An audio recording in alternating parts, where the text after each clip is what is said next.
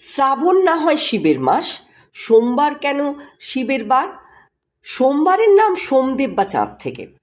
দক্ষের 27 জন কন্যা, মানে আমাদের জ্যোতির্বিজ্ঞানের 27টি নক্ষত্রের সঙ্গে চন্দ্রের বিয়ে হয়েছিল। এর মধ্যে রোহিণী ছিলেন তার প্রিয়তমা পত্নী। এই কারণে দক্ষের অন্যান্য কন্যারা পিতার কাছে স্বামীর বিরুদ্ধে অভিযোগ করে বলেন, বাবা, সোমদেব আমাদের সকলকে ছেড়ে কেবল রোহিণীকে নিয়েই আমোদ প্রমোদে মেতে রয়েছেন। দক্ষ চন্দ্রকে এরূপ পক্ষপাতিত্ব থেকে বিরত থাকতে বলেও লাভ হয়নি কোনো। তখন চন্দ্রকে তিনি অভিশাপ দিলেন, যক্ষা রোগগ্রস্ত হয়ে যেন থাকে সে।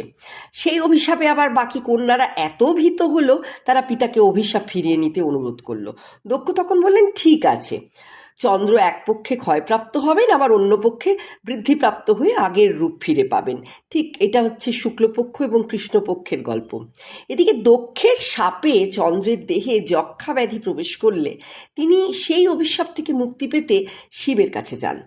শিব চন্দ্রের সেই ক্ষয়প্রাপ্ত দেহ নিজ মস্তকে ধারণ করেন এবং চন্দ্র বা সোমদেবকে উদ্ধার করেন। আর আমরা তো জানি, বললামও যে কেন শিবের আর এক নাম হচ্ছে চন্দ্রশেখর।